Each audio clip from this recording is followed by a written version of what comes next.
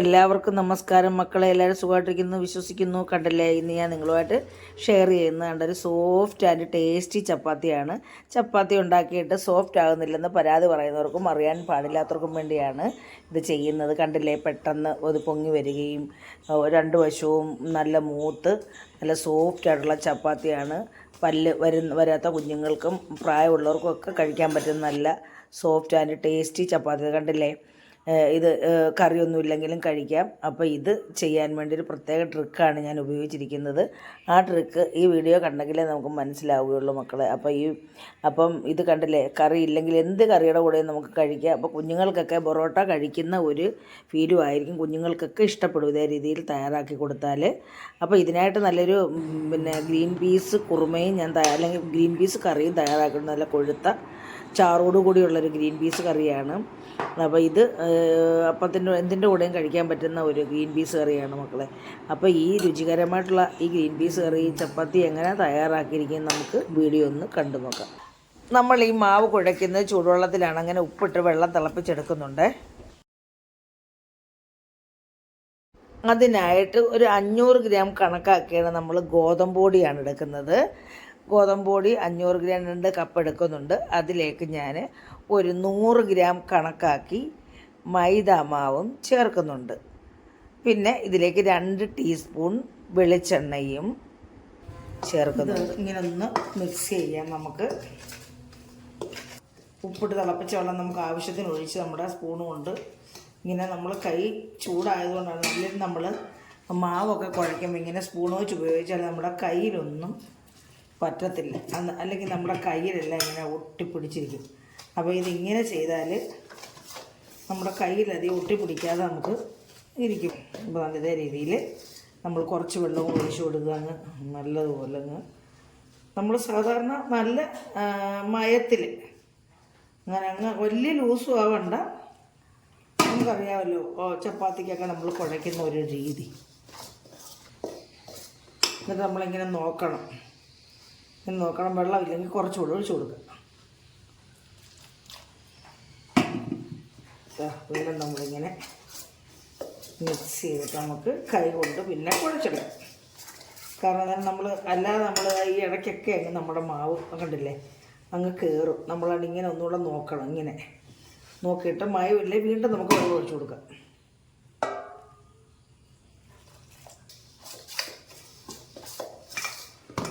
എന്നിട്ട് നമുക്കിത്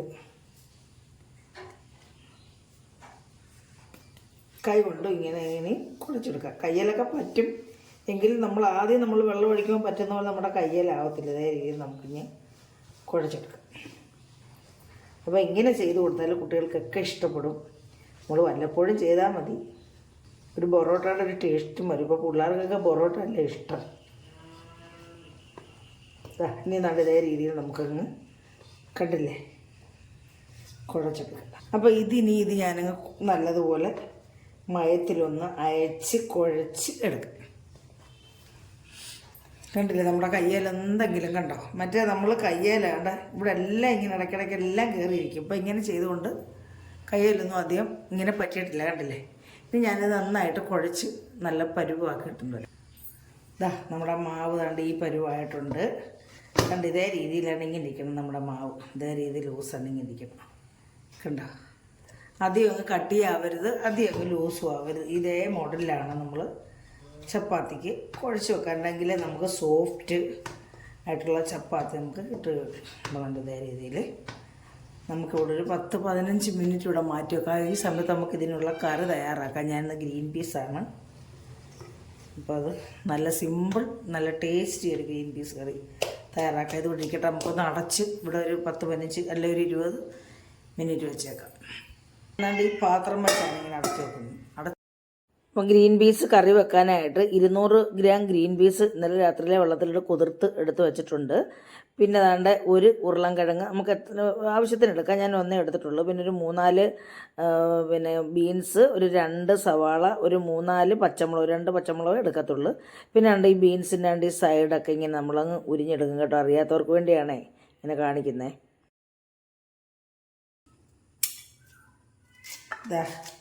ഇതേ രീതിയിൽ നമുക്കിങ്ങനെ കട്ട് ചെയ്യാം. ബീൻസ് കാരണം ഒരു കഴിവ് കൂടെ എടുക്കാം കേട്ടോ, നമ്മളിത് എടുക്കുന്നുള്ളൂ, ഇത്ര എടുക്കുന്നുള്ളൂ. സവാള ഇതേ രീതിയിൽ ഇങ്ങനെ നമുക്ക് കട്ട് ചെയ്തെടുക്കാം. പച്ചമുളകും കൂടെ നമുക്ക് 2 എണ്ണം അരിഞ്ഞിടാം. നമ്മൾ ഗ്രീൻ പീസിനൊന്നും അധികം എരിവ് പാടില്ല. 2 എരിവുള്ള പച്ചമുളകാണ്. നമുക്കിനി ഇതിലേക്ക് ഇത് കുക്കറിലേക്ക് നമുക്ക് ഇട്ട് കൊടുക്കാം. നമുക്ക് കഴുകി വെച്ചിരിക്കുന്ന നമ്മുടെ ഗ്രീൻ പീസും കൂടി ഇട്ട് കൊടുക്കാം. എന്നിട്ട് നമുക്കിത് വെള്ളം, ആവശ്യത്തിനുള്ള വെള്ളം ഒഴിച്ചു കൊടുക്കാം, വേവാനുള്ള വെള്ളം. ഇതിലേക്ക് ഇതേ രീതിയിൽ വെള്ളം വെച്ച് കൊടുക്കണം കേട്ടോ. ഇതേ രീതിയിൽ വെള്ളം വെച്ചാൽ മതി. ഒത്തിരി വെള്ളമായാൽ പിന്നെ നമുക്ക് ഒന്നും ചെയ്യാൻ പറ്റത്തില്ല. വെള്ളമില്ലെങ്കിൽ നമുക്ക് ഒഴിച്ചു കൊടുക്കാമല്ലോ.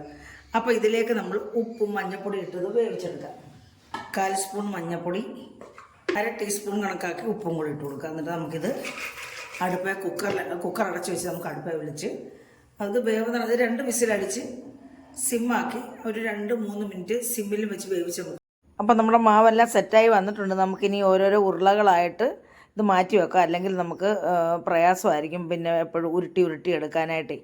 അപ്പം നമ്മുടെ ഇവിടെ ഈ പൊടി കാണുന്നത്, ഞാൻ ആദ്യം പൊടി ഇട്ട് കഴിഞ്ഞാണ് ഓർത്തത് ഇത് ഉരുളകളാക്കിയില്ലല്ലോ എന്ന്. അതുകൊണ്ടാണ് അങ്ങനെ പൊടി കാണുന്നത് കേട്ടോ. അപ്പം നമുക്കെല്ലാം ഉരുളകളാക്കി ഇങ്ങനെ മാറ്റി വെക്കാം. അപ്പം നമുക്ക് എടുത്ത് പരത്താൻ എളുപ്പമാണ്. ഓരോന്നോരോന്നായിട്ട് പരത്താം. അപ്പം നമുക്ക് ഓരോ ഉരുളകളും എടുത്ത് ഇതേ രീതിയിലൊന്ന് ഉരുട്ടണം, അല്ലെങ്കിൽ നമ്മുടെ കൈയുടെ വെള്ളം വെച്ചൊന്ന് നന്നായിട്ട് ഉരുട്ടിയതിന് ശേഷം ഇങ്ങനെ ഒരു സൈഡ് പരത്തിയിട്ട് അടുത്ത സൈഡ് തിരിച്ചിട്ട് നമ്മളിത് പിന്നെ നമ്മുടെ ഈ ചപ്പാത്തിയുടെ റോള് കൊണ്ടിങ്ങനെ റോൾ ചെയ്ത് ഇങ്ങനെ പരത്തിയെടുക്കണം. കണ്ടില്ലേ, നമ്മുടെ സൈഡൊക്കെ നല്ല പോലെ സ്മൂത്തായിട്ടിരുന്നെങ്കിലേ ഇതേ രീതിയിൽ നല്ല റൗണ്ട് ഷേപ്പിൽ കിട്ടത്തുള്ളൂ. അപ്പോൾ സൈഡ് അമക്കി വേണം നമ്മളിങ്ങനെ. അമക്കൊന്നും വേണം, നല്ല സോഫ്റ്റ് മാവാണ്. അപ്പോൾ ഇങ്ങനെ നമ്മളിങ്ങനെ ഉരുട്ടി ആ സൈഡൂടെ ചേർത്ത്, സൈഡല്ലെങ്കിൽ ഇങ്ങനെ കനമായിട്ടിരുന്നാൽ ചപ്പാത്തി നല്ല സുഖം കാണത്തില്ല. സൈഡ് ഇങ്ങനെ പിന്നെ വേവത്തില്ല പെട്ടെന്ന്. അപ്പം നമ്മൾ സൈഡും കൂടെ ചേർത്ത് വേണം. എന്നിട്ട് ഇതേ രീതിയിലൊന്ന് തല്ലിക്കുടഞ്ഞ് അപ്പുറവും ഇപ്പുറവും കയ്യിലിട്ട് അങ്ങോട്ട് എടുക്കണം. എന്നിട്ട് ഈ പാത്രത്തിലോട്ട് ഇട്ട് കൊടുക്കുവാണ്. അപ്പോൾ ഞാൻ 3 എണ്ണം ഇതേ രീതിയിൽ ചുട്ടെടുക്കുന്നുണ്ട്. കാരണം പെട്ടെന്ന് അങ്ങ് ചുട്ടെടുക്കാൻ വേണ്ട. മറ്റേത് ഞാൻ 1 എണ്ണം ചുട്ടിട്ട് പിന്നെ നമ്മൾ പരത്തും, ചുട്ടുകൊണ്ടിരിക്കുമ്പോൾ തന്നെ പരത്തും, അങ്ങനെയാണ് ചെയ്യാറ്. ഇതിപ്പോൾ ഞാൻ കണ്ടില്ലേ, നമ്മുടെ കയ്യിലിട്ട് നല്ല പോലെ ഉരുട്ടിയെടുക്കണം. എന്നിട്ട് അപ്പുറവും ഇപ്പുറവും പരത്തി ഇങ്ങനെ കൈകൊണ്ട് പരത്തി ഇത് അമക്കിയിട്ട് നമ്മൾ ഇതേ രീതി കണ്ടില്ലേ, സോഫ്റ്റായിട്ട് സൈഡൊക്കെ ചേർത്ത് വേണം നമ്മളിങ്ങനെ ഉരുട്ടി പരത്തിയെടുക്കാൻ.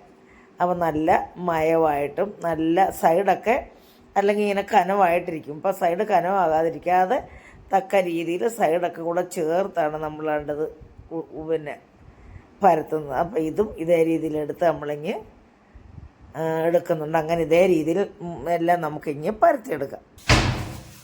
നമ്മുടെ ചട്ടിയുടെ ചൂടായ വെള്ളത്തിൽ നമുക്കിനി ഇതിലേക്ക് നമ്മുടെ ചപ്പാത്തി ഇട്ട് കൊടുക്കാം.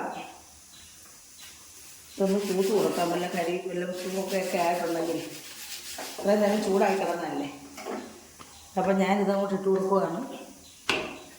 ഇട്ട് കൊടുത്ത് നമ്മൾ ആദ്യം ഇട്ടിട്ട് ഒന്നിങ്ങനെ തിരിച്ചിട്ട് കൊടുക്കും. നല്ല ചൂടായ ചട്ടിയാണ്, അതിലൊന്നും കൂടെ തിരിച്ചിട്ട് കൊടുക്കണം. അങ്ങനെ 2 സൈഡും തിരിച്ചിട്ടപ്പോഴത്തേനും അത് വെന്തു. ഇനി നമ്മളവിടെ നല്ല അതിൻ്റെ ഉള്ളെല്ലാം വെന്ത് പൊങ്ങി 2 ലെയറായിട്ട് വരത്തക്ക രീതിയിൽ നല്ല രീതിയിൽ പൊങ്ങി നല്ല സോഫ്റ്റായിട്ട് വരുന്നുണ്ട്, കണ്ടില്ലേ. അപ്പോൾ നമ്മൾ ചട്ടവും കൊണ്ട് ഇങ്ങനെ ഒന്ന് അമക്കി കൊടുക്കണം. സൈഡ് ചേർത്ത് മുകളിലിങ്ങനെ അമക്കി കൊടുക്കുമ്പോൾ സൈഡെല്ലാം വീർത്ത് വരും. പിന്നെ നമ്മളൊന്നും കൂടെ തിരിച്ചിട്ട് നമ്മൾ ഇതേ രീതിയിലൊന്ന് അമക്കി കൊടുക്കണം. അപ്പോൾ സൈഡെല്ലാം വീർത്ത് വന്ന് നല്ല സോഫ്റ്റ് നമ്മുടെ ചപ്പാത്തി വെന്തു. നമുക്കിനി ഇത് പാത്രത്തിലേക്ക് മാറ്റാം. അപ്പോൾ ഈ ചപ്പാത്തിയുടെ പൊടിയെല്ലാം ഒരു ടിഷ്യൂ പേപ്പർ വെച്ച് നമുക്ക് തുടച്ച് കളയല്ലേ, എന്തെങ്കിലും തുണി ഉപയോഗിച്ച് തുടയ്ക്കാം. എന്നിട്ട് ഇതേ രീതിയിൽ നമുക്ക് ഈ ചപ്പാത്തി എല്ലാം ഇങ്ങനെ അങ്ങ് ചുട്ടെടുക്കാം. നമുക്കിനി കറി ഉണ്ടാക്കണമല്ലോ, അതുകൊണ്ട് നമുക്ക്. അപ്പം നമ്മുടെ ഗ്രീൻ പീസ് ഇവിടെ വെന്തിട്ടുണ്ട്, കണ്ടില്ലേ. നമ്മുടെ ഗ്രീൻ പീസും നമ്മുടെ വെജിറ്റബിള് എല്ലാം വെന്തിട്ടുണ്ട്. നമുക്കിനിയും കറി തയ്യാറാക്കാം. നമ്മുടെ ചട്ടി അടുപ്പയിൽ വെച്ചിട്ടുണ്ട്. അപ്പോൾ ഇതിലേക്ക് ഞാനൊരു 2 ടീസ്പൂൺ വെളിച്ചെണ്ണയാണ് ഒഴിച്ചു കൊടുക്കുന്നത്. ഇത് മതി. ഒരു 1/2 ടീസ്പൂൺ കടുക് ഇട്ട് കൊടുക്കാം. അപ്പോൾ നമ്മുടെ കടുക് പൊട്ടി ഇതിലേക്ക് ഇഞ്ചി വെളുത്തുള്ളി ചതച്ച് ഇട്ട് കൊടുക്കുവാണ്. കറിവേപ്പില, പച്ചരിമുളക്, 1/4 സ്പൂൺ പെരുംജീരകം. ഇനി ഇതിലേക്ക് 1/2 സ്പൂൺ ഗരം മസാലയും 1/4 സ്പൂൺ കുരുമുളക് പൊടിയും കൂടി ഇട്ട് കൊടുക്കുക. നമ്മളിതിലേക്ക് നമ്മുടെ ഗ്രീൻ പീസ് ഇട്ട് കൊടുക്കുകയാണ്. ബീൻസും സവാളയും നന്നായിട്ട് വെന്ത് ഇതിനകത്ത് നല്ല കുറുകിയ ചാറോടുകൂടി ആയിട്ടുണ്ട്. ഇനി ഇതിലേക്ക് നമ്മൾ കുറച്ച് തേങ്ങായും 2 അണ്ടിപ്പരിപ്പും കൂടെ അരച്ച് ചേർക്കുന്നതാണ്. പാലൊഴിക്കുന്നതിന് തുല്യമാണ്. നമ്മൾ പാലെടുത്തിട്ട് ഇതിൻ്റെ ചവറം കളയത്തില്ല, നമ്മുടെ തേങ്ങാക്കൊത്ത് അങ്ങനെ കളയാൻ പാടില്ല. നമ്മുടെ തേങ്ങാക്കൊത്ത് വളരെയേറെ ഗുണങ്ങളുള്ളതാണ്, നമ്മുടെ ആരോഗ്യത്തിനൊക്കെ നല്ലതാണ്, നാരല്ലേ.